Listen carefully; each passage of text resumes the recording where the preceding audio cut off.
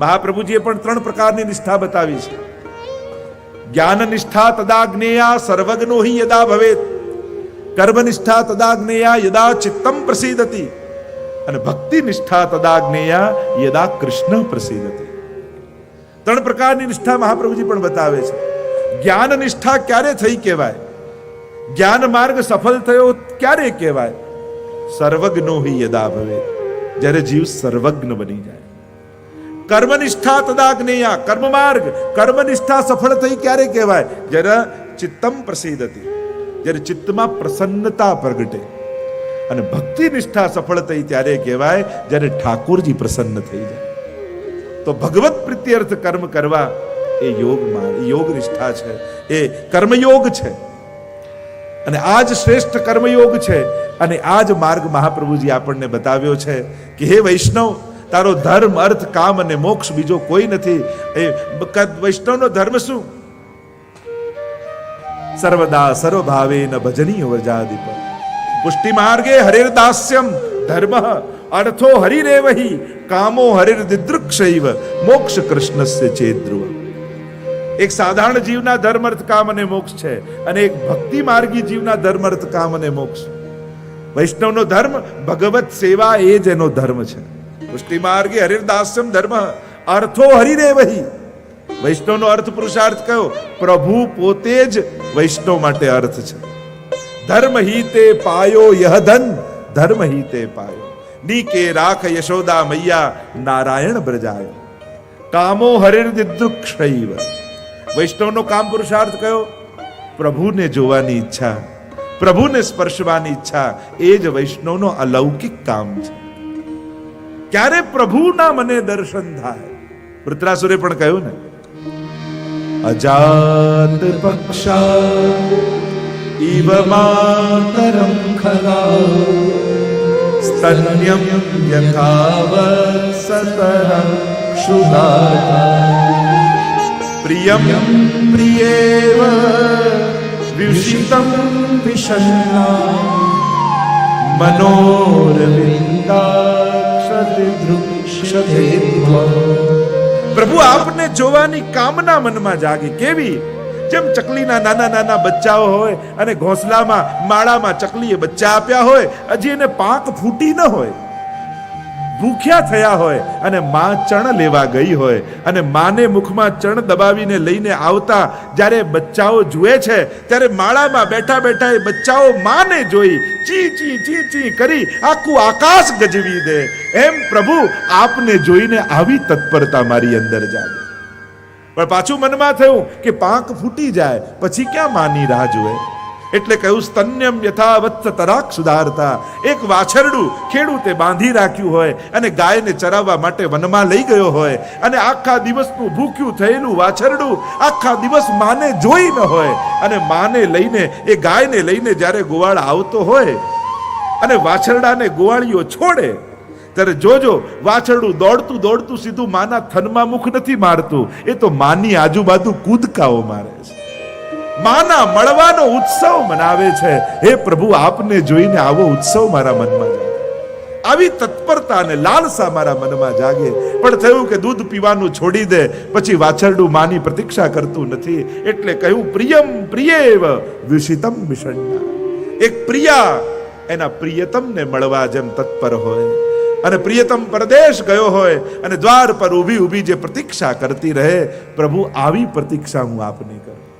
પેલું કહેવાય ને કે પોતાના પ્રિયતમને મળવા માટે એક એની પ્રિયતમા દોડી, અને દોડીને વચ્ચે કોઈ નમાજ પડતું હતું તો એની પીઠ ઉપર પગ દઈને દોડી ગઈ. પાછી વળી ત્યારે નમાજ પડતો તો એ માણસે કહ્યું કે તને આટલું ભાન નથી? હું ખુદાની બંદગી કરું છું, નીચે વળેલો હતો અને તું મારી પીઠ ઉપર પગ મૂકીને જતી રહી, આટલું પણ તને ભાન નથી? ત્યારે પેલી કન્યાએ કહ્યું કે હું તો મારા લૌકિક પ્રિયતમને મળવા દોડી, તો મને ભાન ન રહ્યું કે નીચે કોણ છે, તો તમે તો તમારા અલૌકિક પ્રિયતમને મળી રહ્યા હતા, તમને કેમ ભાન રહ્યું કે ઉપરથી કોઈ ગયું છે? આ કામ પુરુષાર્થ, કામો હરિર્દિદૃક્ષૈવ, અને મોક્ષ કૃષ્ણસ્ય ચેદ્રુવમ. મુક્તિ કઈ વૈષ્ણવની? એનું મન ભગવાનના ચરણોમાં ચોંટી જાય ને, એ જ વૈષ્ણવનો મોક્ષ છે. એને જીવનથી મુક્તિ નથી જોઈતું, એને તો મુક્ત જીવન જોઈએ છે. આમ ભગવાન આ પ્રકારની નિષ્ઠા બતાવતા આગળ અનેક પ્રકારથી અર્જુનને ઉપદેશ આપતા 5મા શ્લોકમાં ભગવાન આ કર્મના સિદ્ધાંતોને સમજાવતા પ્રભુ બોલ્યા, નહીં કશ્ચિત ક્ષણમપી જાતો તિષ્ઠત્ય કર્મ કાર્યતે અવશ્ય કર્મ સર્વ પ્રકૃતિ જૈ. ભગવાન કહેવા લાગ્યા, નહીં કશ્ચિત ક્ષણમપી જાતુ, એક ક્ષણ પણ કર્મ કર્યા વગર જીવ રહી શકતો જ નથી. આ જગત કર્મ પ્રધાન છે, કર્મ પ્રધાન છે. તુલસીદાસજી પણ કહે છે માનસમાં, કર્મ પ્રધાન વિશ્વ કરી રાખા, કર્મ પ્રધાન વિશ્વ કરી રાખા, કર્મ પ્રધાન વિશ્વ કરી રાખા, કર્મ પ્રધાન વિશ્વ કરી રાખા, જો જસ કરહી તસ ફલ ચાખા, જો જશ કરહી તસ ફલ ચાખા, કર્મ પ્રધાન વિશ્વ કરી રાખા और जो जस करही तस फल चाखा, જે જેવું કરે એવું એને ફળ મળે. ભગવાન કહે કે ક્ષણ પણ માણસ કર્મ કર્યા વગર રહી શકતો નથી. પોતાના પ્રકૃતિને પરવશ થઈને માણસને કર્મ કરવા જ પડે છે. તામસ પ્રધાન વ્યક્તિ હોય તો પ્રમાદ એનું કર્મ છે, આળસ એનું કર્મ છે. કોઈ સૂતો રહે છે તેમ ન માનતા કે કર્મ વગરનો છે, એ સુવાનું કર્મ કરે છે.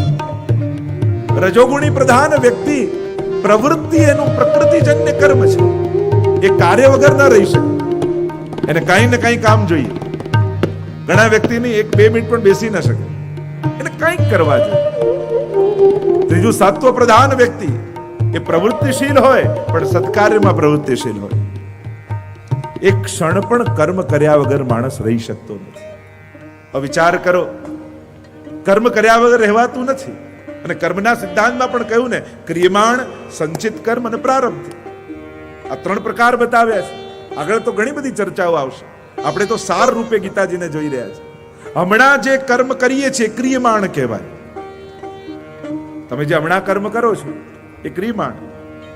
કેટલાક કર્મોનું ફળ તરત મળી જાય અને કેટલાક કર્મોનું ફળ ભેગું થાય, એને કહેવાય સંચિત કર્મ.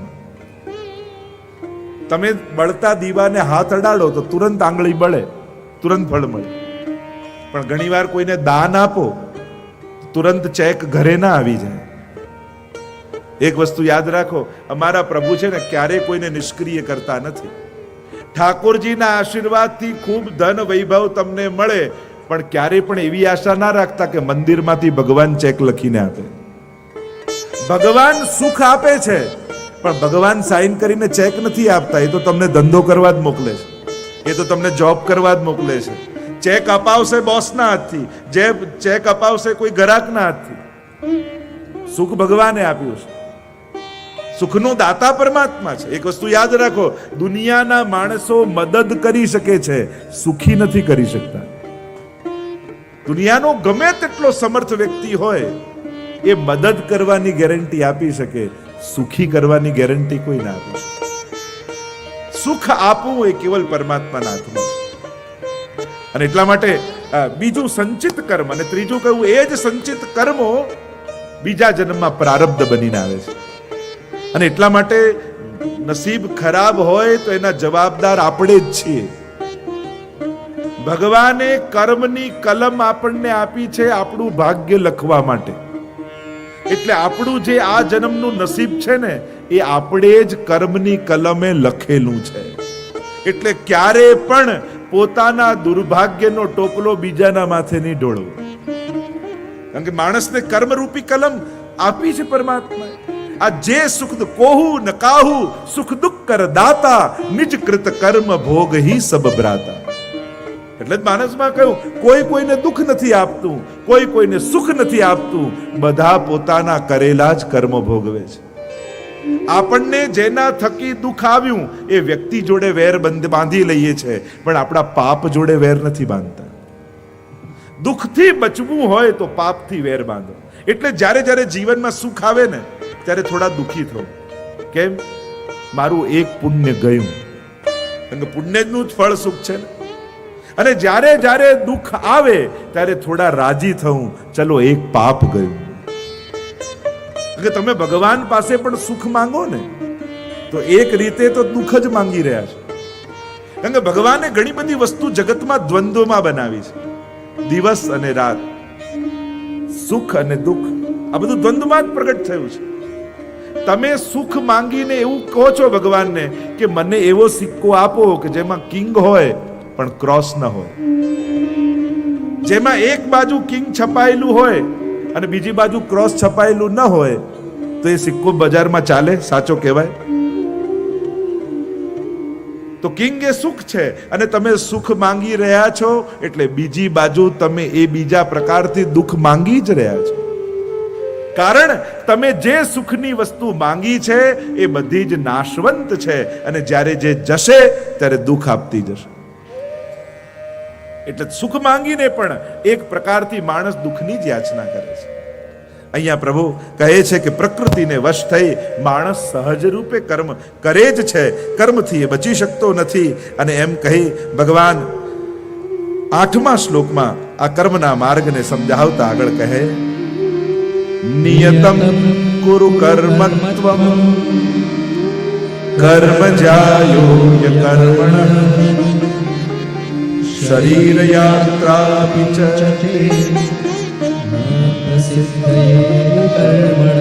અને એટલા માટે કર્મ કર્યા વગર તું રહી શકવાનો નથી. જો પુણ્ય નહીં કરે તો પાપ થશે, સત્કાર્યોમાં પ્રવૃત્ત નહીં થાય તો દુષ્કાર્યોમાં થઈ જશે, દુષ્કૃત્યો થશે. અને એટલા માટે ભગવાન કહે છે નિયતમ કુરુ કર્મત્વમ, તું શાસ્ત્ર વિહિત કર્મ કર. અને એને જ ધર્મ કયા છે. ધર્મ અને અધર્મ નક્કી કોણ કરે? જો દુનિયાના દરેક માણસને એમ લાગે કે હું તો સાચો જ છું, તો આપણે સાચા છીએ કે ખોટા એ નક્કી કરે કોણ? દરેક પોતાની રીતે જ ધર્મ. ઘણા લોકો કે મને તો આ સાચું લાગે એટલે હું તો આ રીતે જ કરું. આપણી કલ્પનાઓથી ધર્મ થતો નથી, આપણા ગમવા ન ગમવાથી ધર્મ થતો નથી. શાસ્ત્ર જે આજ્ઞા કરે એ જ ધર્મ કહેવાય. ધર્મ અને અધર્મ નક્કી કરે છે શાસ્ત્ર. એમ તો કોઈ આતંકવાદી હોય કે હું ધર્મ કરું છું, જો બધાએ પોતાની ઈચ્છા પ્રમાણે ચાલવાનું હોય તો એ સાચા છે, કોઈ ખોટું નથી. દરેકે પોતાએ જ નક્કી કરવાનું હોય તો દુનિયામાં ખોટું કોણ? દરેકને એમ લાગે હું જે વિચારું એ સાચું જ છે. તે સાચું ને ખોટું નક્કી કરશે કોણ? તો ગીતાજીમાં જ ભગવાન પોતે કહે છે તસ્માત શાસ્ત્રમ પ્રમાણમ તે કાર્ય કાર્ય વ્યવસ્થિતો ય શાસ્ત્ર વિધિમુત્સૃજ્ય વર્તતે કામકારત ન સિદ્ધિ વાપનોતિ ન સુખમ ન પરામ ગતિમ. શાસ્ત્ર વિધિને છોડી મનોકલ્પિત રીતે જે કોઈ કંઈ કર્મ કરે છે તો ન સિદ્ધિ વાપનોતિ ન સુખમ ન પરામ ગતિ, ન એને સિદ્ધિ મળે ન સુખ મળે ન એને પરમ ગતિ મળે. અને એટલા માટે ભલે થોડું કરો પણ શાસ્ત્ર આજ્ઞા પ્રમાણે કરો, મનોકલ્પિત રીતે ન કરો. શાસ્ત્ર જે વિધાન બતાવે છે એનો આદર રાખીને કર્મ કરો. ઘણીવાર આપણને દ્રશ્યો જોઈને ઘણીવાર કરુણા થાય, મનમાં ખેદ પણ આવે. ધર્મના નામે ઘણીવાર અશાસ્ત્રોક્ત કાર્ય થાય અને અન્ય કોઈ ધર્મવાળા એ કરતા નથી. અન્ય કોઈ ધર્મવાળા પોતાના દેવી દેવતાઓનું ક્યારે પણ અપમાન કરતા નથી.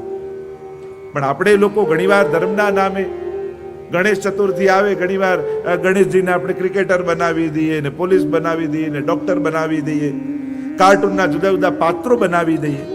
ઘણીવાર આપણને વિચાર થાય શું આપણા દેવી દેવતાઓ સાથે આવી રમત કરવી ઉચિત છે? જો આપણે એમનો આદર નહીં સાચવીએ તો પછી આવતી પેઢી એને કઈ રીતે આદર રાખશે? આનંદ કરો, કોઈ ના નથી, પણ આદરને ગુમાવો નહીં. એમની ડિગ્નિટી જાળવીને આનંદ કરો. સમાજે આ વિચારવું રહ્યું. તો અહીંયા ભગવાન કહે કે શાસ્ત્ર પ્રમાણે તું સ્વકર્તવ્યને કર. કર્મ ન કરવા કરતા કર્મ કરવું શ્રેષ્ઠ છે. અને કર્મ કર્યા વગર તારો નિર્વાહ પણ ચાલવાનો નથી.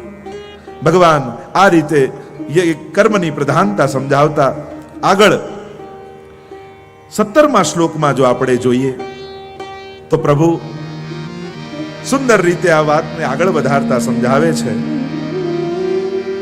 યસ્ત્વાત્મરતિરેવ સ્યાત્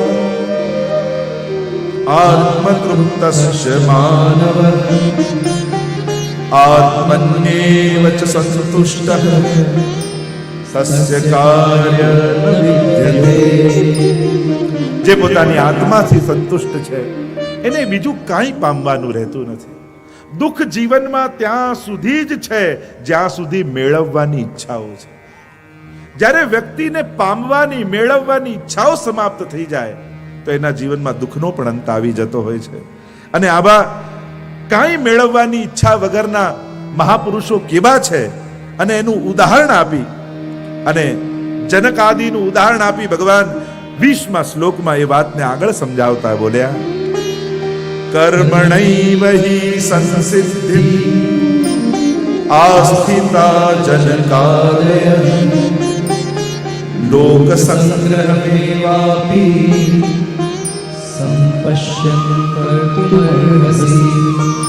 ભગવાન કહેવા લાગ્યા જનક જેવા જ્ઞાની જનો પણ આસક્તિ વિનાના કર્મો કરી પરમ સિદ્ધિને પામ્યા છે. એટલે જનકજીને વિદેહી કહેવામાં આવતા. પોતે આટલા મોટા રાજા છતાં અનાસક્ત ભાવે રહે છે. આપણે ત્યાં તો વાર્તા પ્રસંગમાં 84-252 અનેકવિધ પ્રકારની વાર્તા આવે. શેઠ પુરુષોત્તમ દાસ આદિની વાર્તા આવે. આટલા મોટા નગર શેઠ પણ ગાયની સેવા જાતે કરે છે. ત્યાંનો રાજા મળવા માટે આવ્યો અને પૂછ્યું કે શેઠજી ઘરમાં છે, અને પોતે વેશ બદલીને આવ્યા. પૂછ્યું કે તમે આટલા મોટા શેઠ થઈને ગાયની સેવા કરો છો. ત્યારે કહ્યું સેવા કરવામાં શેઠ ન બનાય, સેવા કરવામાં તો સેવક જ બનાય. અને સેવક બનવામાં જ ભક્તની ઊંચાઈ છે.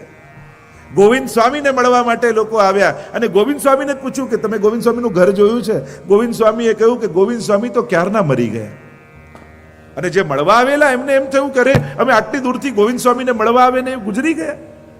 લાવ એમના ઘરે થતા તો જઈએ, ઘરમાં કોઈ સ્વજન હોય તો એને મળતા જઈએ. અને ઘરનો દરવાજો જ્યાં ખટખટાવ્યો અને દ્વાર ખોલ્યું તો ગોવિંદ સ્વામી પોતે જ ઊભા હતા.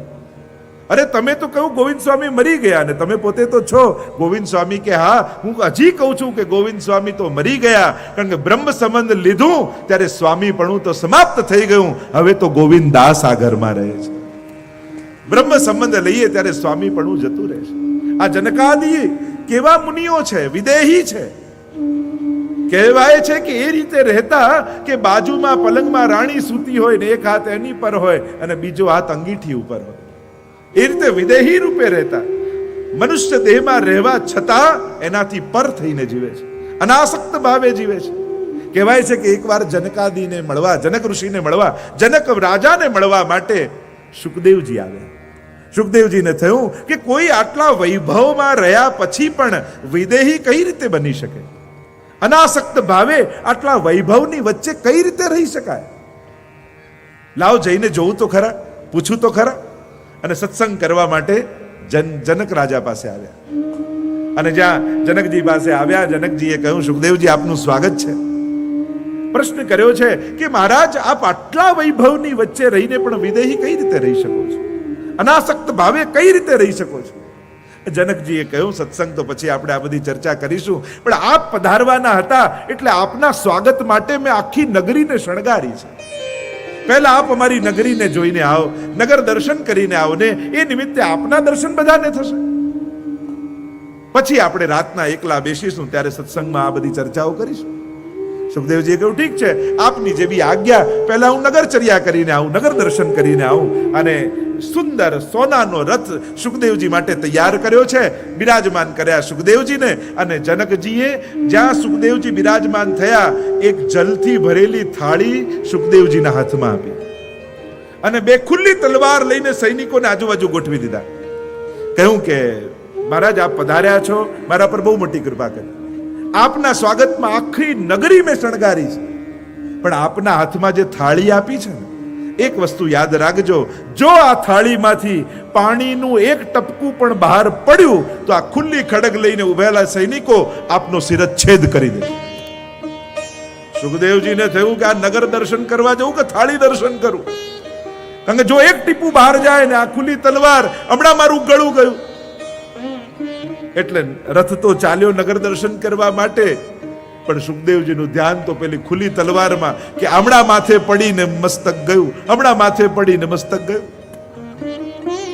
નગર દર્શન કરીને પાછા આવ્યા, રથ આવ્યો મહેલમાં, અને ત્યારે જનકજી પૂછે છે કે કેમ મહારાજ, મારી નગરી કેવી લાગી? અરે શું ધૂળ નગરી! આ ધ્યાન ખડગમાંથી દૂર જાય તો તમારી નગરીને જોઉં ને, કારણ કે જો પાણી પડે ને આ ખડગ માથે પડે, મારું તો ધ્યાન નગરી શણગારેલી જોઈ જ નહીં, આખી યાત્રામાં મારી નજર તો આ તલવાર પર રહી. અને ત્યારે જનકજીએ કહ્યું કે હું પણ વિદેહી એટલા માટે કહેવાઉં છું કે આ વૈભવની વચ્ચે રહેતા પણ હું કાલની તલવાર ઉપર ધ્યાન રાખું છું, કે જો મારું ધ્યાન ઘટ્યું તો આ કાલની તલવાર મારો શિરચ્છેદ કરી દેશે. મારું ધ્યાન આ કાળની તલવાર પર રહે છે, અને એટલા માટે અનાસક્ત ભાવે હું રહું છું. આપણે ત્યાં તો ગુસાઈજીનો પ્રસંગ આવે. ગુસાઈજી જ્યારે પરદેશ કરવા માટે રસાલો લઈને નીકળ્યા, એટલામાં એક સંન્યાસી આવ્યા, કમંડળ લઈને ઉભા રહ્યા અને જોર જોરથી બોલવા લાગ્યા કે આ ધર્માચાર્ય કહેવાય છે, આટલો મોટો રસાલો, આટલા સેવકો, આવો વૈભવ, જુઓ તો ખરા કઈ રીતે આચાર્ય હોઈ શકે. ગુસાઈજીને થયું કે આમને શંકા થઈ છે. એક બ્રાહ્મણ ઊભો હતો અને ગુસાઈજી એક સંકલ્પ કર્યો હાથમાં, અને પોતાની પાસે જેટલું પણ કાંઈ હતું એ બધું બ્રાહ્મણને દાન કર્યું. અને હવે સંન્યાસીને કહ્યું કે તમે તમારું કમંડળ આને દાનમાં આપો. સંન્યાસીએ કહ્યું અરે કમંડળ આપી દઉં તો ખાવું શેમાં? ત્યારે ગુસાઈજીએ કહ્યું તમે ભલે સંન્યાસ લીધો છે પણ એક કમંડળ પણ છોડી નથી શકતા. અમે સંસારમાં રહીએ છીએ પણ આપી દેવામાં અમને ક્ષણની પણ વાર લાગે. અમે તો એટલા માટે રહીએ કે જ્યારે દાન આપવાનો અવસર આવે તો ગોતવા ન જવું પડે. અમારી આજુબાજુ જેવું બધું હોય કે તુરંત અમે દાન આપીશું. અમે સંસારમાં રહીને પણ અનાસક્ત ભાવે રહીએ છીએ. અહીંયા પ્રભુ સમજાવે છે કે આ કર્મો કરવા છતાં લોક સંગ્રહને જોતા. ગીતાજીનો આ શબ્દ છે લોક સંગ્રહ, લોકોને પ્રેરણા આપવા માટે. જો ઘણીવાર સત્કર્મો, પુણ્યો સમાજને પ્રેરણા આપવા માટે પણ થવા જોઈએ. અમારા રમેશભાઈ આટલી કથાઓ કરી કેટલા હજારો લોકોને પ્રેરણાઓ આપે. આ લોક સંગ્રહનું કાર્ય છે, આ સમાજ હિતનું કાર્ય છે. અત્યારના સમયમાં ઉઘાડાને કપડા આપનારા ઘણા છે, બીમારને દવા આપનારા ઘણા છે, ઘણા બધા લોકો છે, ભૂખ્યાને અન્ન આપનારા છે. પણ સમાજની તકલીફ શું છે? કોઈ સુખીને જોઈને સુખી થનારા કેટલા? શું આ રોગ નથી? દુનિયાને અત્યારે કલયુગમાં સૌથી શ્રેષ્ઠ દાન આજના સમયનું કોઈ હોય તો એ સદવિચારોનું દાન છે. કારણ કે સમાજનું સ્વાસ્થ્ય કેવલ એના આરોગ્યથી અંકિત નથી થતું. કારણ કે શરીરથી સ્વસ્થ સમાજ થશે, પણ જો વિચારો દૂષિત હશે ને તો એ સ્વસ્થ શરીર વાળા લોકો જ સમાજનો સર્વનાશ કરી નાખશે. તો ઘણાને એમ થાય કે આ કથા અને મંદિરોની શું જરૂર? હોસ્પિટલો બાંધો, અનાથ આશ્રમ બાંધો. હા, બીમાર માટે ઉપાયો થવા જોઈએ, પણ સ્વસ્થ વ્યક્તિ સ્વસ્થ રહે ને એના માટે કથાઓ થવી જોઈએ. સમાજને સારી પ્રેરણાઓ મળતી રહે એના માટે કથાઓ થવી જોઈએ, મંદિરો થવા જોઈએ. કારણ કે આજે દુનિયામાં કઈ એવી જગ્યા કે જ્યાં જાઓ અને મનને ઉત્તમ વિચારો આવે? આજે ઘરેથી નીકળો અને ચારે બાજુ એવું જ દેખાય જેનાથી મન બગડે. આ મનને પવિત્ર વિચારો આવે એવી જગ્યા કઈ છે? તમે 1 કલાક છે ને હોસ્પિટલમાં બેસીને જુઓ, તમને એમ લાગશે આખી દુનિયા બીમાર જ છે, રડી જ રહી, દુઃખી જ છે. તમે 1 કલાક કોર્ટમાં જઈને બેસીને જુઓ, તમને એમ લાગશે કે બધા લડી જ રહ્યા છે, ક્યાંય શાંતિ જ નથી કોઈના ઘરમાં. તમે 1 કલાક પોલીસ સ્ટેશનમાં જઈને બેસો, તમને ટેન્શન થઈ જશે. પણ 1 કલાક મંદિરમાં જઈને બેસજો, તમને એમ થશે કોઈ હોય ન હોય મારો ઠાકોરજી સદાય મારી સાથે છે. જીવન જીવવાનું બળ આપે છે મંદિરો, કથાઓ, સદવિચારો, સદપ્રેરણાઓ. તો તો બીમાર માટેની વ્યવસ્થા તો થાય, પણ સમાજ માનસિક રૂપે સ્વસ્થ રહે એના માટે કથાઓ અને મંદિરોની પણ એટલી જ જરૂર છે. અને આજના સમયમાં વધારે જરૂરિયાત ઊભી થઈ છે. તમારી ફોનની બેટરી ડાઉન થવા લાગે એટલે તમે સમજી જાઓ ને કે હવે ચાર્જિંગનો ટાઈમ થયો છે. તમારી કાર થોડા સમયમાં ગરમ થવા લાગે એટલે તમે સમજી જાઓ કે સર્વિસ કરાવવાનો સાઇન થયો છે. એમ જ્યારે વાતે માણસ ગુસ્સે થવા લાગે એટલે સમજી લેવું આને કથામાં મોકલવાનો ટાઈમ થઈ ગયો છે. કારણ કે આ કથા એવી સર્વિસ કરી નાખે, પાછું માણસને જીવન જીવવાનો ઉત્સાહ મળવા લાગે. અત્યારના સમયમાં જીજીવિષા પ્રગટાવવી સમાજની એ બહુ જ જરૂરી છે. જીવન જીવવાની ઈચ્છા માણસને જાગે, ઉત્તમ રીતે જીવે સમાજ. આજે કરોડોના ખર્ચે રમતના મેદાનો બંધાય છે, ક્રિકેટનું ગ્રાઉન્ડ બંધાય, ફૂટબોલનું ગ્રાઉન્ડ બંધાય, ત્યારે માણસ ક્યારે એમ કહે છે કે કેટલા હજારો લોકો ઘર વગરના રહે છે, આ સ્પોર્ટ્સનું ગ્રાઉન્ડ બાંધવાની શું જરૂર છે? પણ માણસ જાણે છે કે સમાજને સ્વસ્થ રાખવા માટે રમત ગમત પણ જરૂરી છે, એની પણ જરૂરિયાત છે. એમ જ સ્વસ્થ સમાજ બન્યો રહે એના માટે મંદિરો અને કથાઓની પણ એટલી જ જરૂર છે. ઘણીવાર લોકો અધ્યાત્મ અને સોશિયલ વર્કને ઓપ્શનમાં માને. ઘણા લોકો પૂછે તમે સમાજ સેવામાં માનો કે ભગવાનની સેવામાં? પણ આ બંને જુદા છે જ નહીં, આ બંને એકબીજાના પૂરક છે. તમે અહીંયાથી અમદાવાદ જાઓ તો લીમડી વચ્ચે રસ્તામાં આવી જ જાય, એને જુદું ના જવું પડે, રસ્તામાં જ આવી જાય. એમ જે ભગવાનને પ્રેમ કરનારો હોય એ ભગવાનની કૃતિને, એ સમાજને પ્રેમ કરનારો હોય જ. જેને ભગવાનમાં ભાવ છે એ કોઈનું દુઃખ જોઈ જ ન શકે, એના હૃદયમાં કરુણા હોય જ, બહુ સ્વાભાવિક છે. એટલા બંને ઓપ્શનમાં નથી, આ એકબીજાના પૂરક છે. જે સમાજ સેવામાં લાગ્યા હોય એને રોજ સવારે ઉઠી પ્રભુની સેવામાં જવું, જેથી એને એવો ભાવ આવે કે આ જે કાંઈ કરું છું હું નથી કરતો, એ ઠાકોરજી તમે મને બળ આપો. જે યશ મળે સમાજ સેવાથી એ સવારે ઉઠીને પ્રભુને ચરણોમાં ધરી દો. અને જે પ્રભુની સેવામાં લાગ્યા હોય એને એમ વિચાર કરું મેં પ્રભુની સેવા તો કરી, પણ મારો ઠાકોરજી આ બધાના દિલમાં પણ બિરાજે છે.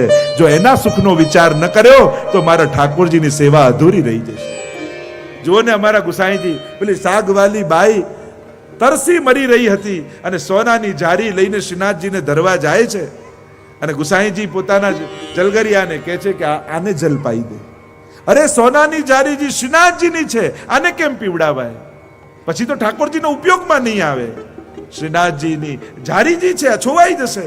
અને ગુસાઈજી ત્યારે બોલ્યા, અત્યારે મને મારા શ્રીનાથજી આના હૃદયમાં દેખાઈ રહ્યા છે, જો આને પીવડાઈશ તો મારો શ્રીનાથજી આપમેળે રાજી થઈ. જારી તો બીજી આવશે, પણ આના પ્રાણ જશે થોડી પાછા આવવાના. આ પ્રેરણા આપણને મહાપ્રભુજીને ગુસાઈજી આપેલી છે. કહ્યું કે લોક સંગ્રહ માટે કાર્ય કરનારો થાય. અને 21મા શ્લોકમાં ભગવાન કહે, યદ્યદાચરતિ શ્રેષ્ઠ તત્તદ્દેવેતરો જનઃ સયત પ્રમાણં કુરુતે લોકસ્તદનુવર્તતે.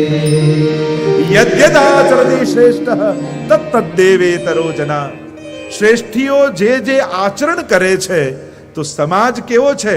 લોકસ્તદનુવર્તતે. લોક એનું વર્તન કરનારો છે. અને એટલા માટે સાધારણ વ્યક્તિ કોઈ ભૂલ કરે તો ચાલે, પણ શ્રેષ્ઠીઓથી જ્યારે ભૂલ થાય ને ત્યારે સમાજમાં ખોટા પ્રત્યાઘાતો થતા હોય છે. માણસના પોતાના હાથમાં બાંધેલી ઘડિયાળ ખોટો ટાઈમ બતાવે ને તો એ પોતે એકલો મોડો પડે, પણ ગામમાં બાંધેલી ગામની ઘડિયાળ જ્યારે મોડી પડે ને ત્યારે આખું ગામ મોડું પડતું હોય છે. એમ શ્રેષ્ઠીઓ યદ્યદાચરતિ શ્રેષ્ઠ. સમાજમાં પ્રેરકોનું સન્માન થવું જોઈએ, જે શ્રેષ્ઠીઓ છે. અને જે સમાજમાં આઈડિયલો નથી હોતા એ સમાજ એની દિશા ભટકી જાય છે. એટલે આઈડિયલોનું સન્માન થવું જોઈએ દરેક ક્ષેત્રમાં. એ વિદ્યા ક્ષેત્રનો હોય, એ વ્યાપાર ક્ષેત્રનો હોય, એ કલા ક્ષેત્રનો હોય, એ સંસ્કૃતિ ક્ષેત્રનો હોય, એ ભાષા ક્ષેત્રનો હોય, અથવા એ સમાજ ક્ષેત્રનો હોય. જે પણ ક્ષેત્રનો હોય, જ્યારે આઈડિયલો સમાપ્ત કરી દઈએ આપણે જ વૈષ્ણવો થઈ અને મર્યાદી વૈષ્ણવની નિંદા કરીએ, આ તો જો અપરસ પાળે ને બહારનું ખાતા નથી, કોઈને અડતા નથી, અને આપણે જો એ લોકોની ધર્મ આચરણની નિંદા કરવા લાગીશું તો આજથી 25 વર્ષ પછી તમારા બાળકો પૂછશે કે વૈષ્ણવ કેવા હોય, તો કોની સામે આંગળી ચીધીને તમે બતાવીશું? આદર્શ વ્યક્તિઓના સન્માન કરો. કોઈ એમ કે ના, મારે મરજાદ લઈ ઠાકોરજીને ધરીને જ ખાવું છે, તો કેટલી મોટી વાત છે, એનું તપ છે. અને આપણે લોકો અજ્ઞાનતાવશ આ તો કોઈ મોટા ભગત થઈ ગયા છે ને અમારે ત્યાં ખાતા નથી ને અમારે ત્યાં પીતા નથી. અરે એને ધર્મનું પાલન કરવું છે, એને પોતાનું જીવન પ્રભુને કેન્દ્રિત કરવું છે. આમાં કોઈ નાના મોટાના વ્યવહારિક વૃત્તિઓ વાપરવાની જરૂર નથી. આ એક આધ્યાત્મિક માર્ગમાં કોઈ વ્યક્તિ આગળ વધતો હોય એને આપણા વ્યવહારની ખુશી માટે બીજે જમો કે ના જમો, અમારા ઘેર તો જમો, લોકોને બીજાના ધર્મના નિયમો તોડાવવામાં ખબર નહીં શું મજા આવે છે. અમારે ત્યાં તો, અરે તમારે ખવડાવવા છે તો અડધી દુનિયા ભૂખે મરે છે, એને જમાડો. પણ આપણને તો જેને નથી ખાવું ને એને જ મોઢામાં કોળી આપવામાં મજા આવે છે. જરૂર છે જેના જીવતરની એને કોઈ જીવવા નથી દેતા, જીવે છે મોતના વાંકે એને કોઈ મરવા નથી દેતા, ધરાયેલાના મોઢામાં પરાણે કોળિયા દે છે ને ભૂખાને કાજ વાસી ભાત પણ વધવા નથી દેતા. સમાજની આ તો વિચિત્રતા છે. જેને ભૂખ નથી એને રોજ જમવાના આમંત્રણ છે, અને જેને ભૂખ છે એને કોઈ ઝાંપાની અંદર ઘૂસવાય નથી દેતું. આ તો વિચિત્રતા છે. પણ મૂળ વાત જે કરું છું, આપણી લૌકિક ખુશી ખાતર કોઈના ધર્મના નિયમો તોડાવવાની. કોઈ વ્યક્તિ પોતાના આધ્યાત્મિક માર્ગે આગળ વધતો હોય તો સમાજે થોડું મેચ્યોર થવાની જરૂર છે. એને તો ઉલટાનું સામેથી કહેવું જોઈએ, અમારા માટે તમે બાંધછોડ ન કરતા હો. તમે કહો તો તમારા માટે લીલો મેવો લાવી દઈએ, સૂકો મેવો લાવી દઈએ, બીજી વ્યવસ્થા કરી દઈએ, પણ અમારા માટે તમે તમારો ધર્મનો નિયમ ન તોડતા. ઉલટાનું સમાજે આવું મેચ્યોર થવાની જરૂર છે. આપણે કેવલ આપણી વ્યવહારિક ખુશી ખાતર એના વર્ષોના નિયમો તોડાવી દેતા હોય છે. સમાજમાં ધર્મ લોકો પાળતા થાય એવી અનુકૂળતાઓ ઊભી કરો. જ્યારે વિપરીત વાતાવરણ કરી દેશો તો લોકો ધર્મમાં આગળ વધતા ડરવા લાગશે. શ્રેષ્ઠીઓ સમાજમાં હોવા જોઈએ.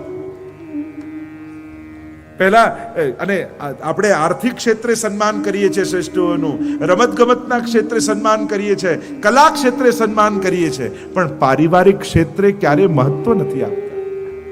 અને સામાજિક પારિવારિક ક્ષેત્રે શ્રેષ્ઠીઓનું આદર ન કરવાને કારણે આજે પરિવારો તૂટી રહ્યા છે, કુટુંબો તૂટી રહ્યા છે. જૂના સમયમાં ઘરના મોભીઓ હતા અને એને કારણે આખું કુટુંબ જોડાયેલું રહેતું. એના પ્રત્યે આદર ખતમ કરી દીધો એટલે હવે કોઈની બીક કે શરમ ન રહી. જેમ બધા ક્ષેત્રે સન્માન થાય એમ હું એમ ઈચ્છું છું, સમાજમાં કોઈ આદર્શ પિતા હોય ને તો એનું આદર્શ પિતા રૂપે સમાજે સન્માન કરવું જોઈએ.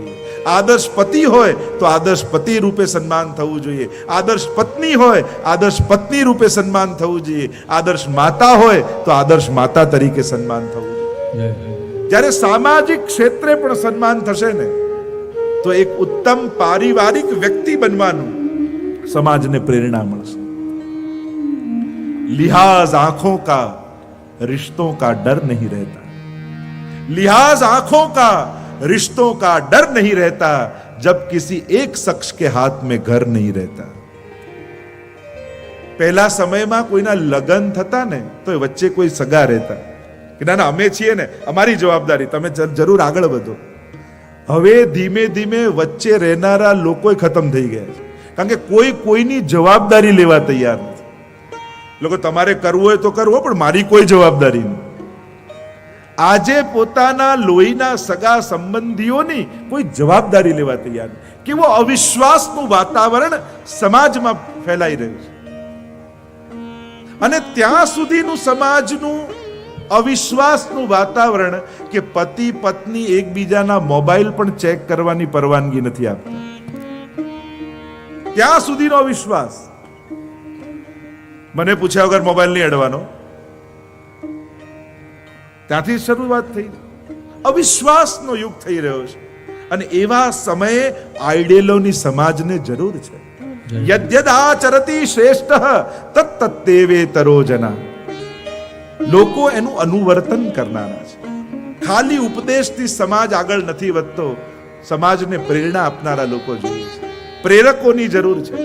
અને પ્રેરણા આપનારા લોકો મળે તો સમાજ એની પાછળ ચાલવા લાગે. અને એટલા માટે લોક સંગ્રહ માટે કાર્ય કરવું એમ પ્રભુએ ઉપદેશ આપી.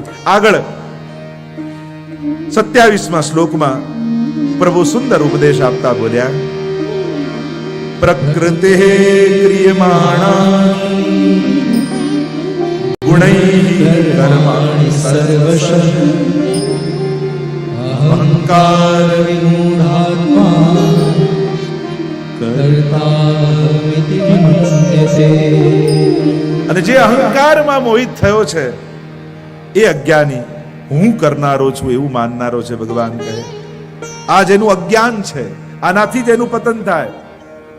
હું છું બધું થઈ જશે. ભગવાનને બે વાત જ્યારે કોઈ વ્યક્તિ બોલે ને ત્યારે બહુ હસવું આવે.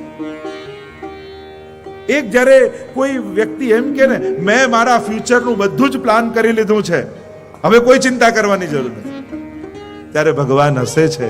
એ તારું પ્લાનિંગ છે પણ મારું પ્લાનિંગ કંઈક જુદું છે. તું ભલે ને ગમે તેટલી એફડી કર પણ એફડી પાકે ને એને પહેલા તો તું પાકી જઈશ. જ્યારે કોઈ જીવ એમ કે મેં મારા ફ્યુચરનું બધું પ્લાન કરી લીધું છે ત્યારે ભગવાનને બહુ હસવું આવે છે.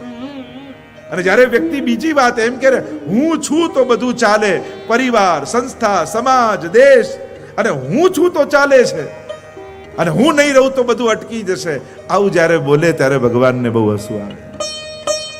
કોઈ નાથી કંઈ અટકતું નથી, ચલાવનારો પરમાત્મા છે. દુનિયામાં કેવા કેવા મહાપુરુષો આવ્યા, કેવા કેવા નેતાઓ આવ્યા, આપણે લાગે આ નહીં હોય તો શું થશે, પણ એ બધાએ ગયા અને દુનિયા આગળ ચાલી જ રહી છે, ચાલતી જ રહે છે. કોઈ નાથી કંઈ અટકતું નથી. અને તમને ભરોસો ના આવતો હોય તો અઠવાડિયું રજા પાડીને જોજો, ચાલતું જ રહેવાનું છે. તમે છો એટલે લોકો તમને કરવા દે છે. જે દિવસે તમે નહીં રહો ત્યારે તમારી જગ્યા ભરાઈ જ જવાની છે. આ સંસાર અને જીવન કેવું છે, વહેતા પાણીમાં આંગળી નાખવા જેવું છે. જેમ નદીમાં કોઈ આંગળી નાખે અને એમ લાગે કે તું હમણાં આંગળી કાઢીશ એટલે ખાડો પડી જશે, એને એમ લાગે આટલી જગ્યા મેં રોકી લીધી ને, પણ જ્યાં આંગળી કાઢે ક્યાં એ ખાડો ભરાઈ જાય એને ખબર ન પડે. આ જીવન પણ એવું જ છે. માણસને એમ લાગે કે આ નહીં હોય તો શું થાય, પણ વ્યક્તિ જાય અને કુદરત એ ખાડાને ક્યારે ભરી દે ખબર પડતી નથી. જીવન આ રીતે જ ચાલે છે. આ રીતે જીવનની ઘટમાળ ચાલતી હોય છે. અર્જુન પૂછે છે, માણસની અંદર આ અહંકાર આવે અને અહંકારને કારણે અનેક પાપ કરતો થાય, તો માણસ આ પાપ કેમ કરે છે? માણસને ખબર હોય છે કે આ પાપ છે, આ પુણ્ય છે, કોને ખબર નથી? ધર્મ અને અધર્મ વિશે કોણ જાણતું નથી? નાના બાળકને પણ ઊભું કરીને પૂછો ને તો એ પણ કહી દે કે આ કરાય ના ન કરાય. છતાંય જાણવા છતાંય અધર્મને છોડી શકતા નથી અને જાણવા છતાંય ધર્મ કરી શકતા નથી. તો એવું કયું બળ છે જે માણસ પાસે પાપ કરાવે છે? દુનિયાના દરેક માણસને ખબર છે કે આવું કરવું ને આવું નહીં કરવાનું, આ કરાય, આ ધર્મ ને આ ધર્મ. અને દુર્યોધને પણ મહાભારતમાં આ જ શબ્દો કીધેલા કે જાનામી અધર્મમ નચમે પ્રવૃત્તિ નિવૃત્તિ, જાનામી ધર્મમ નચમે નિવૃત્તિ, જાનામી અધર્મમ નચમે નિવૃત્તિ. જાનામી અધર્મમ, હું જાણું છું અધર્મ શું છે અને ધર્મ શું છે, છતાંય અધર્મને હું છોડી શકતો નથી અને ધર્મને કરી શકતો નથી. તો આવી દશા તો આપણા બધાની છે.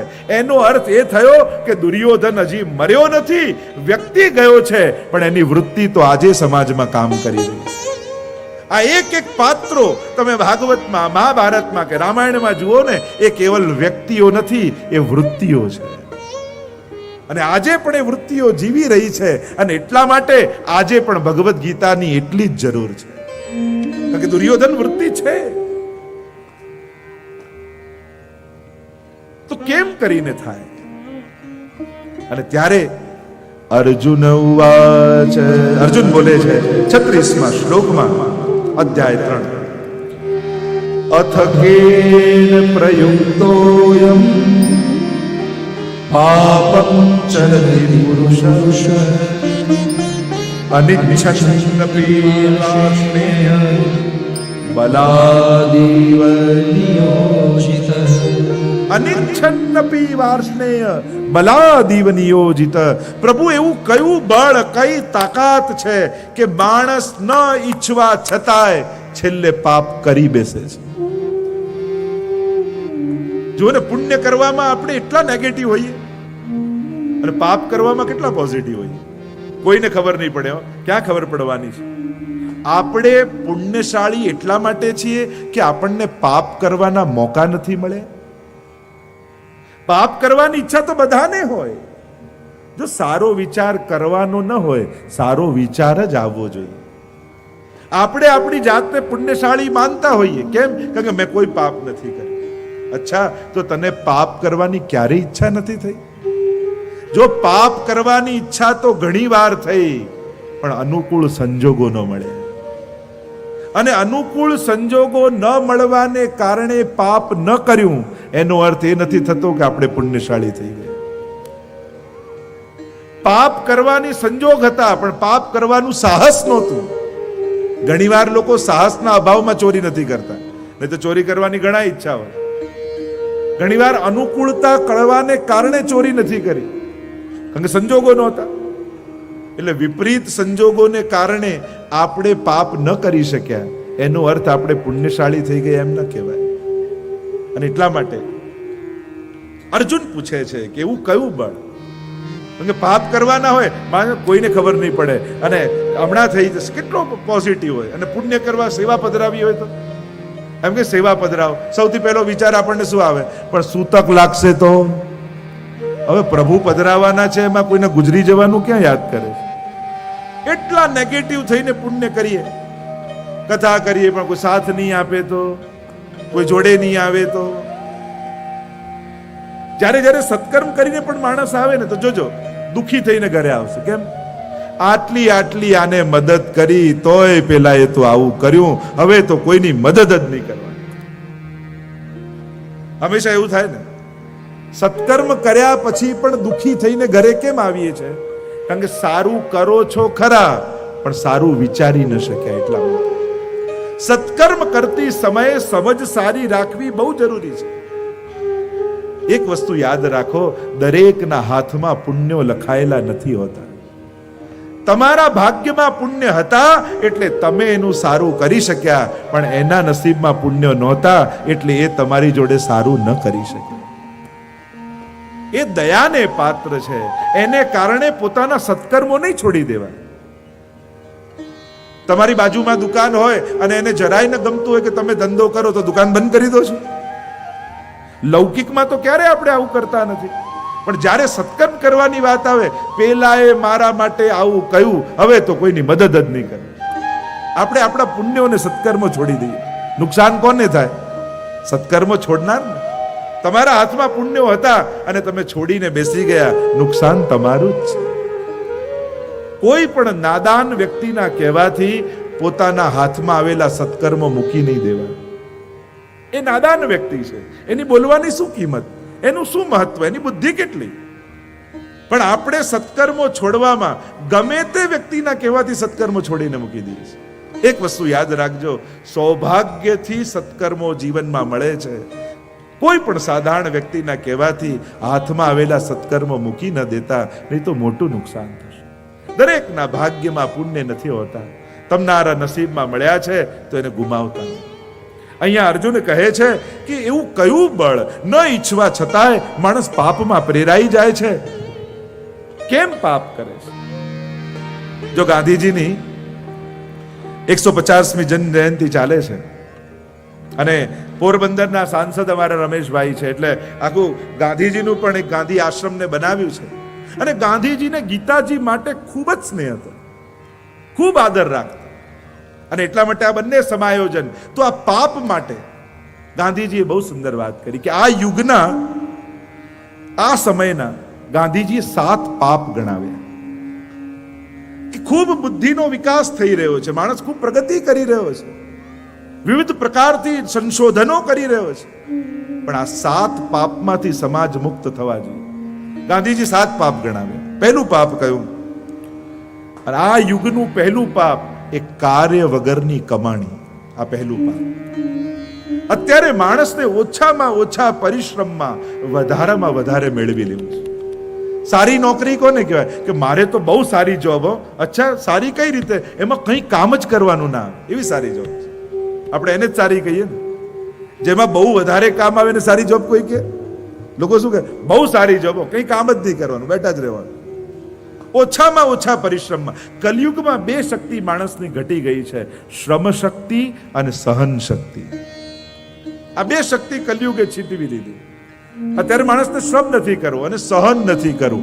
હું કોઈનું સહન ના કરું, આપણે કહીએ. અને ઘરમાં પાછા બધાને શું થાય? હું જ ઘસાવું છું ને બાકી બધા લહેર કરે છે. ઘરના દરેક માણસને એવું જ લાગે. તો ઘસાય છે કોણ? સહન શક્તિ ઘટી ગઈ છે. એક વસ્તુ યાદ રાખજો, સમજદારે સહન કરવાનું આવશે. નાદાન વ્યક્તિઓ તો ઝઘડો કરશે, હક માંગશે, લડાઈ કરશે. સમજદાર ઘણી વાર લોકો કે અમે આટલું સહન કરીએ તોય લોકો અમને જ કે હા, કારણ કે તમે જ સમજદાર છો. નાદાન વ્યક્તિને કોઈ કહેવા નથી જવાનું. આપણા બે બાળકો હોય, એક શરારતી હોય ને એક સમજદાર હોય, હંમેશા શું કહીએ? મોટાને જ કહીએ ને, તું તો ડાયો છું ને, તું તો માન, પેલો તો નહીં માને. એટલે ડાયા હે સહન કરવાનું આવશે, કારણ કે ડાયો છે એટલા માટે. નાદાનને કોઈ નથી કહેવાનું. એટલે તમને લોકો તમારી પાસે અપેક્ષા રાખે છે, એટલે લોકો એમ કહે છે કે તમે સમજદાર છો, એટલે તમને કહે છે. એક પિતા અને પુત્ર હતા, અને પિતા ઝવેરી હતા. એટલે દીકરો મોટો થયો તો એને કહ્યું કે ચા હું પણ પિતાજી આપના ધંધામાં જોડાવું ને હવે હું ધંધો કરું. કહ્યું કે ઠીક છે, તો લે આ હીરા લે અને બાજુના ગામમાં આપ્યા. અને બાજુના ગામમાં આપવા માટે લઈ ગયા. ટ્રેનમાં મૂકવા માટે પિતા આવ્યા અને પિતા બેસીને કહે કે જો હીરા છે, સાચવીને રાખજે, તકિયા નીચે રાખજે, વારે ઘડીએ ચેક કરતો રહેજે. અડધો કલાક લેક્ચર આપ્યું એટલે પેલો અકળાયો કે બાપુજી સામે વાળો જાય છે, એનાય પિતા મૂકવા આવ્યા છે અને મને આટલું ટોકો છે ને પેલાને તો કોઈ કહેતું નથી. ત્યારે પેલાએ કહ્યું કે તું ઝવેરીનો દીકરો છું, પેલો ફરવા જાય છે ને તારી પાસે હીરા છે એટલે કહેવું પડે છે. જે દુનિયામાં ભટકવા જ આવ્યા છે એને કોઈ કહેવાનું નથી, પણ જે સદગુણોની સંપત્તિ લઈ અને ભક્તિ કરવા આવ્યા છે એને જ કહેવું પડે છે કે આ ભાવના હીરા કોઈ જૂટવી ન જાય તમારી પાસે. આમ અહીંયા પ્રભુ ને પ્રશ્ન કર્યો છે કે માણસ પાપ કેમ કરે છે, કયું એવું બળ? અને 7 પ્રકારના પાપ ગાંધીજીએ ગણાવ્યા. કયું કાર્ય વગરની કમાણી, બીજું કયું વિવેક વગરનું સુખ. સુખ ભોગવો એની ના નથી, પણ વિવેક શૂન્ય થઈને સુખ ન ભોગવાય. એવી જગ્યાએ ન ખાઓ કે તમને જોઈને કોઈને એની ભૂખ યાદ આવે. એવી જગ્યાએ સુખ ન ભોગવો, એવી જગ્યાએ ઊભા રહીને કે બીજાને એનું દુઃખ યાદ આવે. વિવેક વગરનું સુખ એ પતનનું કારણ હોય છે. ત્રીજું પાપ કયું? ચારિત્ર વગરનું શિક્ષણ. શિક્ષણ છે, ભણતર છે, પણ એમાં જો ચારિત્રનું ઘડતર ન થાય તો એ ભણતર જીવનનું ઉત્થાન કરી શકતું નથી. આજનું ભણતર કેવી પેટ ભરવા માટે છે એ મસ્તક સુધી પહોંચી શકતું નથી. એ બુદ્ધિની શુદ્ધિ કરી શકતું નથી. એ કેવલ ભણતર સ્વાર્થ શીખવાડે છે, હક શીખવાડે છે. તમારા સમાજમાં રાઈટ શું છે, તમારા હક શું છે એની ચર્ચા કરે છે, તમારા કર્તવ્યો શું છે એની ચર્ચા નથી કરતી. પાશ્ચાત્ય સંસ્કૃતિ અને ભારતીય સંસ્કૃતિનો ફરક એ છે, પાશ્ચાત્ય સંસ્કૃતિ પોતાના અધિકારની વાત કરે છે અને ભારતીય સંસ્કૃતિ પોતાના કર્તવ્યોની વાત કરે છે. તો અમારા પ્રિય અનુજ શ્રી હરિરાય બાબા અહીં પધારી રહ્યા છે, તો આપણે એનું સ્વાગત કરીએ પરિવાર દ્વારા અને ત્યાં સુધી સંકીર્તનનો આનંદ કરીએ. શ્રી કૃષ્ણ ગોવિંદ હરે મુરારી, હે નાથ નારાયણ વાસુદેવ. શ્રી કૃષ્ણ ગોવિંદ હરે મુરારી, હે નાથ નારાયણ વાસુદેવ.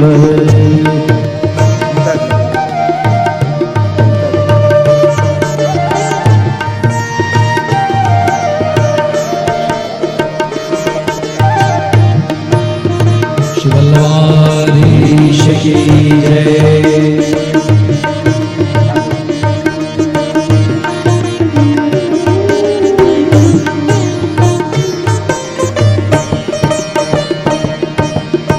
श्री कृष्ण કૃષ્ણ ગોવિંદ હરે મુરારી હે નાથ નારાયણ વાસુદેવ શ્રી કૃષ્ણ ગોવિંદ હરે મુરારી હે નાથ નારાયણ વાસુદેવ એક સાથ કૃષ્ણ ગોવિંદ હરે મુરારી હે નાથ નારાયણ વાસુદેવ શ્રી કૃષ્ણ ગોવિંદ હરે મુરારી હે નાથ નારાયણ વાસુદેવ શ્રી કૃષ્ણ ગોવિંદ હરે મુરારી હે નાથ નારાયણ વાસુદેવ શ્રી કૃષ્ણ ગોવિંદ હરે મુરારી હે નાથ નારાયણ વાસુદેવ શ્રી કૃષ્ણ ગોવિંદ હરે મુરારી હે નાથ નારાયણ બોલો કૃષ્ણ કનૈયા લાલ કી જય સીતા મૈયા કી જય અમારા પ્રિય અનુજ હરિરાય બાબા શ્રી પણ ઉપસ્થિત છે. ગીતાજીની જે ચર્ચા આપણે કરી રહ્યા હતા, 7 પાપ જે ગાંધીજીએ ગણાવ્યા એની જે ચર્ચા કરી રહ્યા છે, અને ચારિત્ર વગરનું શિક્ષણ એ આ યુગનું પાપ છે. શિક્ષણ કેવલ પેટ ભરવા માટેની વાત કરે, કેવલ સ્વાર્થ શીખવાડે, કેવલ અધિકાર શીખવાડે, એ શિક્ષણ અધૂરું છે. ગાંધીજીને કોઈ પૂછ્યું, ગાંધીજીને કોઈ પત્રકારે પૂછ્યું કે અધિકાર મહત્વના કે કર્તવ્ય મહત્વના? ત્યારે ગાંધીજી બહુ સુંદર ઉત્તર આપતા કહ્યું, જો દરેક વ્યક્તિ પોતાની ફરજ નિભાવે ને તો બધાના અધિકાર આપમેળે સચવાઈ જાય. દરેક વ્યક્તિ પોતપોતાની ફરજ નિભાવે. આપણી સંસ્કૃતિ કર્તવ્યની સંસ્કૃતિ છે. માતા પિતા સામે મારા કયા અધિકાર એ બાળક પૂછે ત્યારે અમારી ભારતની સંસ્કૃતિ એમ કહે કે પહેલા દીકરા તરીકે તારી શું ફરજ છે એનો પહેલા વિચાર કર. જે વ્યક્તિ ફરજ નથી નિભાવતો એને અધિકારની પણ વાત કરવાની અધિકાર નથી. અને જે સમાજમાં દરેક વ્યક્તિ કેવલ અધિકારની વાત કરતો હોય એ સમાજ વિખરાઈ જતો હોય છે. અને જે સમાજમાં બધા જ પોતાના કર્તવ્યોની વાત કરતા હોય એ સમાજ વધારે સંગઠિત રહેતો હોય છે, વધારે ઉન્નતિને પામતો હોય છે. આ પાપ બતાવ્યું આ યુગનું. ચોથી વાત કરી, ચોથું પાપ આ યુગનું એ નીતિ વગરનો વ્યાપાર છે. વ્યાપાર ખૂબ થાય પણ જ્યારે માણસ નીતિને છોડી દે છે ત્યારે ધન કેવલ મુઠ્ઠીભર લોકોના હાથમાં આવી જતું હોય છે. આજે દુનિયાનું ધન કેવલ 2% લોકોના હાથમાં છે, મોટા ભાગનું ધન. એનું મૂળ કારણ નીતિ વગરનો વ્યાપાર છે. જ્યારે નીતિને માણસ છોડે ત્યારે ભેદભાવ સમાજમાં સર્જાય છે. પાંચમું પાપ કયું? માનવતા વગરનું વિજ્ઞાન. વિજ્ઞાન ગમે તેટલું સંશોધન કરે પણ જો વિજ્ઞાનમાં હૂંફ અને માનવતા પ્રગટાવવાની શક્તિ નહીં આવે તો વિજ્ઞાન ભાર અને બંધન બની જશે. વિજ્ઞાન તો કોશિશ કરી જ રહ્યું છે કે માણસને જીવવા માટે માણસની જરૂર ન પડે. કોશિશ કરે છે કે એકલો માણસ સુખી રહી શકે. ગમે તેટલા સંશોધનો કરે પણ રડવા અને હસવા માટે કોઈ ખભાની જરૂર તો માણસને પડવાની જ છે. માનવતા વગરનું વિજ્ઞાન એ પતનકારક છે. આજે દુનિયાના દરેક દેશોએ પોતાનું પતન થાય એટલા સાધનો પોતે જ સંગ્રહિત કરી રાખ્યા છે. બસ ખોટા વ્યક્તિના હાથમાં આવતા દુનિયાનો સર્વનાશ થઈ જાય એટલું દુનિયાએ ભેગું કરી રાખ્યું છે. માનવતા પ્રધાન વિજ્ઞાન હોવું જોઈએ. છઠ્ઠું કયું? ત્યાગ વગરનો ધર્મ એ પણ આ યુગનું પાપ છે. ધર્મમાં ઉલ્લાસ હોય પણ વિલાસ ન હોવો જોઈએ. ભવ્યતા હોય, સુંદરતા હોય પણ કેન્દ્રમાં ભગવાન હોવા જોઈએ. જ્યારે ધર્મના કેન્દ્રમાંથી ભગવાન જતો રહે અને વ્યક્તિ વિશેષ આવીને બેસી જાય ત્યારે એ જ ધર્મ પતનનું કારણ થઈ જતું હોય છે. મહાપ્રભુજી તો ગહી સોંપત શ્રી ગોવર્ધન નાથે. પુષ્ટિ માર્ગમાં તો જ્યારે જીવ આવે શરણે અને ગુરુ એનું હાથ ઠાકુરજીને સોંપી દેતો હોય છે. પણ ભગવાન બનીને ફરતા વ્યક્તિઓ સમાજ માટે વધારે ખતરનાક થઈ જાય છે. ત્યાગ વગરનો ધર્મ એ આ યુગનું પાપ છે. ધર્મના મૂળમાં ત્યાગ હોવો જોઈએ. ધર્મનું મૂળ ત્યાગ અને ફળ આનંદ. ત્યાગ મૂળમાં હોય ધર્મના, અને ધર્મનું મૂળ ફળ આનંદ હોવું જોઈએ. સાતમું પાપ કયું? મૂલ્યો વગરનું રાજકારણ. કંઈક મૂલ્યો સાથે રાજનીતિ થાય, કોઈ સદભાવના સાથે રાજનીતિ થાય, અને કેવલ સ્વાર્થ માટે થવા લાગે ત્યારે સમાજ દિશા ભૂલી જાય. આ સાત પાપ ગાંધીજીએ આ યુગના ગણાવ્યા છે. અર્જુન એ જ કહે છે કે માણસ જાણવા છતાં પાપ કેમ કરે છે?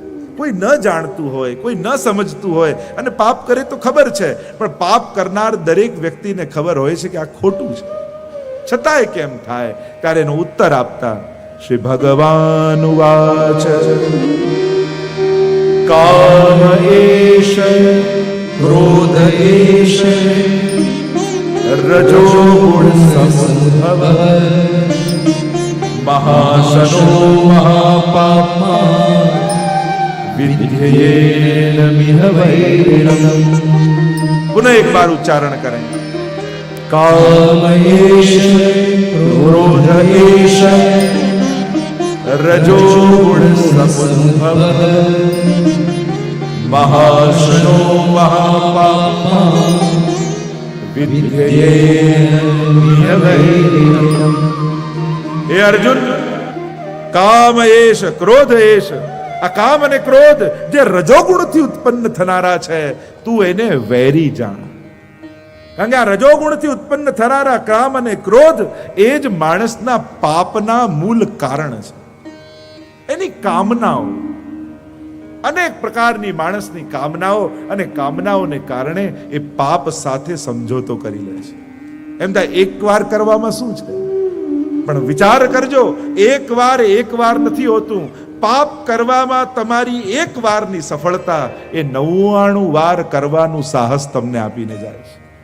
એમ થાય કે એક વાર વાંધો નહીં આવે તો બીજી વાર કેમ વાંધો આવશે? એટલે તુલસીદાસજીએ કહ્યું કે રિપુરુચ પાવક પાપ પ્રભુ અહીં ગનીએ ન છોટ કરી. આટલી વસ્તુને નાની નહીં ગણવી. રિપુ, શત્રુને નાનો નહીં ગણવો. રુજ, રોગને નાનો નહીં ગણવો. પાવક, અગ્નિનો એક તણખો ઉડે નાખા જંગલો બાળી નાખે. અગ્નિને નાનો નહીં ગણવો, પાપને નાનો નહીં ગણવો. આપણને કે આટલામાં શું છે, આ પાપ કરવામાં શું છે? આપણે તો એક જ વાર કરવાનું છે ને. પણ એક વાર નથી હોતું. દુનિયામાં જેટલા પાપીઓ થયા એને બધાની શરૂઆત એક વારથી જ થઈ. અને એટલા માટે માણસે સાવધાન રહેવું. પુણ્ય ન થાય તો વાંધો નહીં, પણ ક્યાંક પાપ ન બની જાય એની સાવધાની માણસે રાખવી. ગાંધીજી તો અમારા વૈષ્ણવના લક્ષણ બતાવે છે ને. વૈષ્ણવ જન તો તેને કહીએ